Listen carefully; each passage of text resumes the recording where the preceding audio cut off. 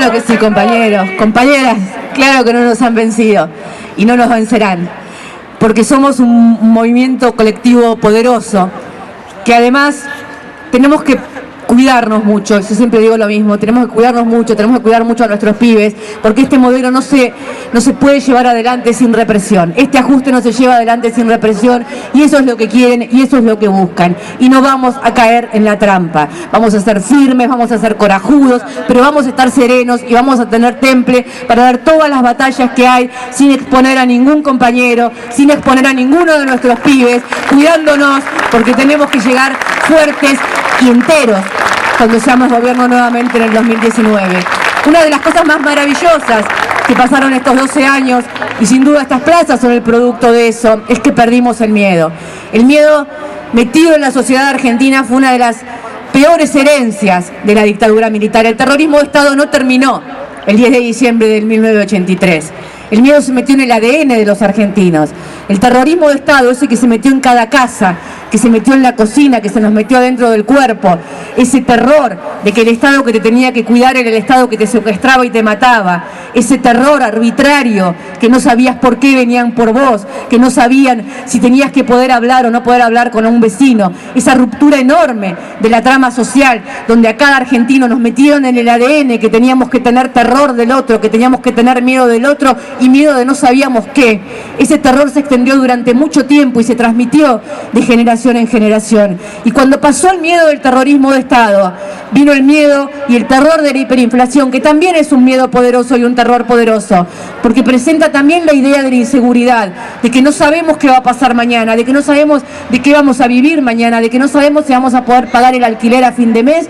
o ir a hacer las compras al supermercado la semana que viene. Y cuando estábamos saliendo de esos enormes miedos, primero del terrorismo de Estado, después de la inflación, o los dos juntos porque uno vino superpuesto con el otro,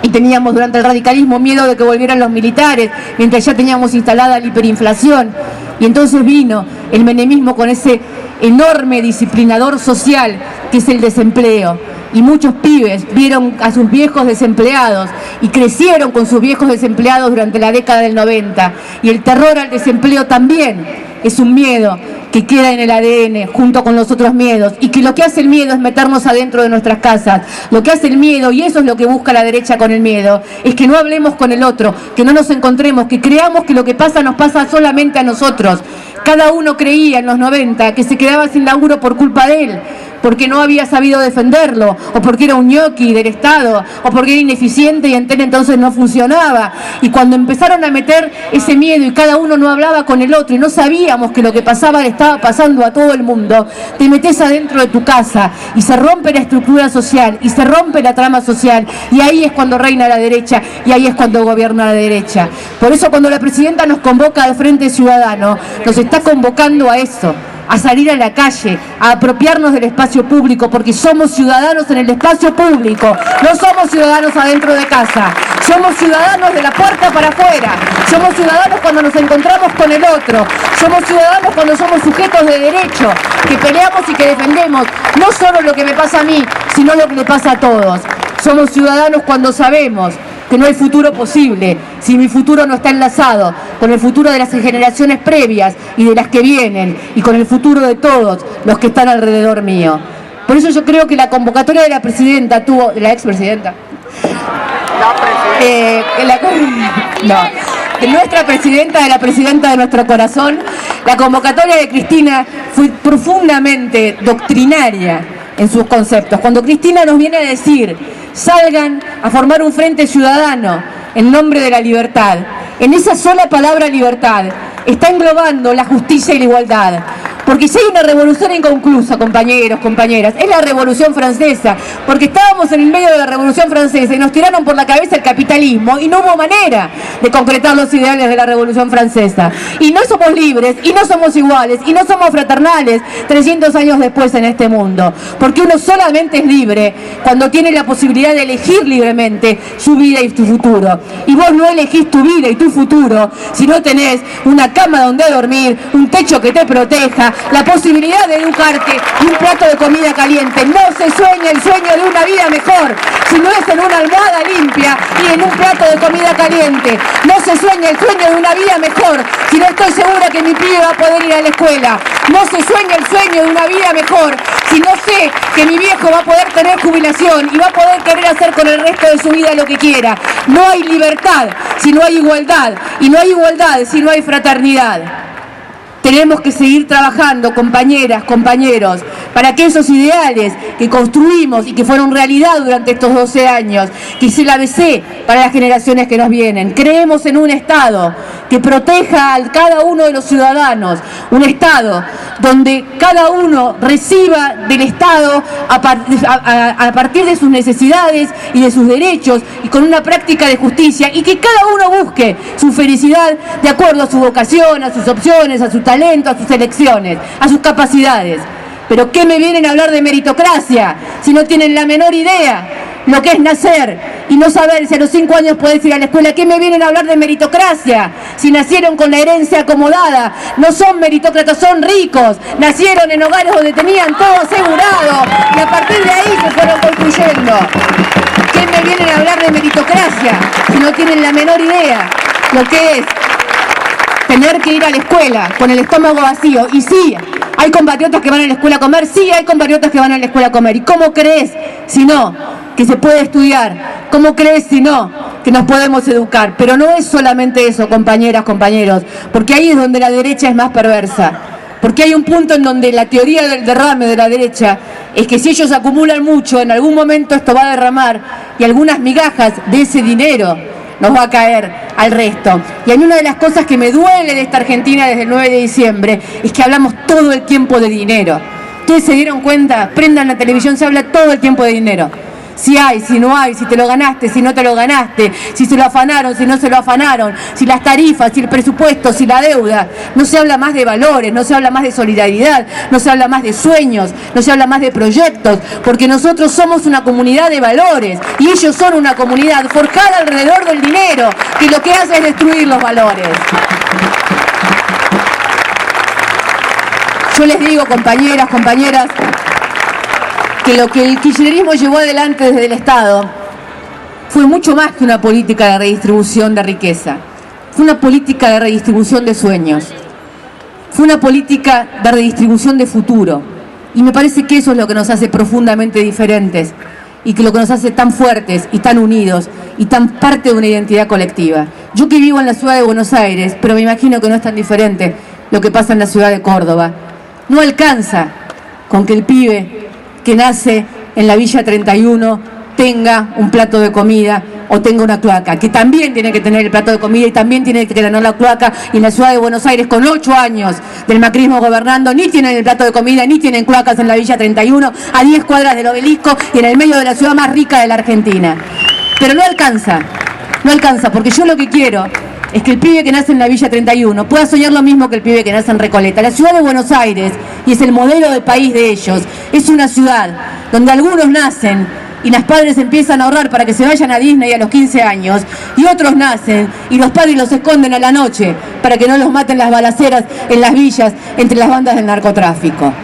La ciudad de Buenos Aires es una ciudad profundamente injusta, donde los que nacen en la villa no saben si van a vivir hasta los 5 años. Los que nacen de familias trabajadoras pueden plantearse, en el mejor de los casos, ser igual que sus padres, un trabajador, un obrero de la construcción o un empleado. Y solamente algunos que nacen en la clase media alta pueden pensar que pueden ser músicos, artistas o cualquier otra vocación. Están divididos, compartimentados, la posibilidad de expresar los talentos, y cuando el tipo cierra las orquestas juveniles, está cerrando la posibilidad de que un pibe sueñe con ser un músico extraordinario, que un pibe desarrolle, que un pibe se sienta universal, igual a todos, en el momento en el que toca un violín. Cuando Macri cierra las orquestas juveniles, está cerrando la posibilidad del disfrute, de la sensibilidad, del sueño de esos chicos, de esos pibes que nacen en diferentes barrios y por eso son diferentes. Y eso es el modelo que quieren para la ciudad de Buenos Aires y para todo el resto del país. Como el modelo que quieren de trabajo es lo que presentaron ayer en Cresta Roja. Es un escándalo moral que hayan presentado el veto a la ley antidespidos en Cresta Roja, porque el conflicto de Cresta Roja no se solucionó El conflicto de Cresta Roja se reprimió y lo que no se reprimió se disciplinó, dejando adentro a menos de la mitad de los trabajadores, con menos de la mitad del sueldo y sin ninguno de sus derechos adquiridos de antigüedad y jubilación. Y frente a esos trabajadores precarizados y con la mitad de los trabajadores echados en la puerta, Macri vino a hablar de futuro y Macri vino a hablar de trabajo. No tiene vergüenza, no tiene moral. Ese es el modelo de trabajo que quieren para la Argentina, el modelo Cresta Roja. Pocos trabajadores precarizados, sin ningún derecho, y peleando trabajador contra trabajador, a ver quién se queda con un puesto de trabajo. Ya lo vivimos en los 90. Ya lo vivimos en los 90 cuando quebraban las huelgas, prometiéndole a algunos una indemnización con la que iban a poder ponerse un todo por 2 pesos o agarrar un remis. Pero ya sabemos, porque ya lo vivimos, porque somos los hijos de la generación del 90 que pasó por esa historia, y son nuestros hijos, son los hijos de la generación del Bicentenario, que saben que otra Argentina es diferente, que lo saben tanto, que a veces creen que siempre fue así. Estábamos hace unos días con el compañero Recalde en el colegio Carlos Pellegrini, y yo le decía a los pibes que estaban ahí, los de 5º año nacieron en el 98, imagínense los de primer año, y yo les decía, yo cuando era piba y mi mamá es docente y mi viejo es chofer, y yo, sin embargo, con vieja docente y viejo chofer, siempre supe que existía el aguinaldo, que existían las vacaciones y que a fin de año nos podíamos ir de vacaciones a los Ochones de Chapalmalal. Y siempre pensé que era algo que existía, que había sido siempre así, que eso venía con la Argentina, que eso venía con los trabajadores.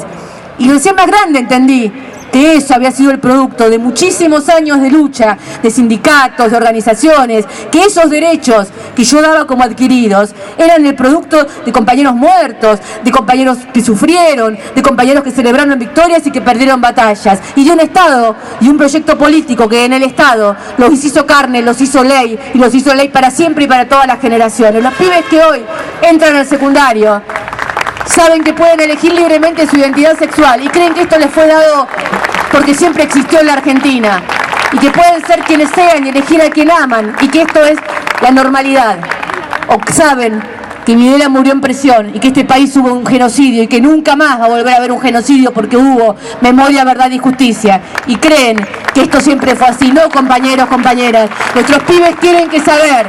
que cada uno de los logros de estos 12 años es obra y fruto de un gobierno que nos llevó adelante, pero también de la lucha de muchas generaciones que dieron la batalla desde muchísimos años antes para que esas conquistas llegaran en algún momento a hacerse carne en el Estado, y de todos nosotros que luchamos para que se hicieran carne y que vamos a seguir luchando para defenderlas. Es en esa memoria, es en esa transmisión de memoria entre generación y generación que vamos a hacernos fuertes, es en esa transmisión de memoria entre generación y generación que vamos a hacernos más lúcidos, que vamos a hacernos mejores, que vamos a lograr pensar por qué fue que perdimos la última elección, que perdimos esa elección por 350.000 votos, y busquen a los 350.000 cordobeses que no nos votaron y que hacen que hoy estemos viviendo el país que estamos viviendo, para decirles, compañeros, compañeras, ¿cómo estabas el 9 de diciembre? ¿Y cómo estás hoy? Porque una de las cosas que nos pasa, y si estamos todos acá unidos, porque nos duele este país del 9 de diciembre, dentro de un poco más de tiempo vamos a ser muchos más los que estemos acá unidos por la memoria de que el 9 de diciembre éramos más felices, que el 9 de diciembre estábamos mejor, que el 9 de diciembre nos gustaba salir a la calle, que el 9 de diciembre esperábamos el fin de semana largo para irnos a algún lado. ¿Alguien pensó que se viene un feriado ahora la semana que viene? Nadie se acuerda ni cuándo son los feriados ahora, porque las preocupaciones que tenemos son otras. Pero estamos fuertes, pero estamos juntos, pero estamos organizados, pero estamos con la enorme conducción, y yo me siento siempre tremendamente orgullosa, y no puedo dejar de decirlo, de ser parte del tiempo histórico que vio a líderes como Néstor y Cristina Kirchner al frente en la Casa de Gobierno.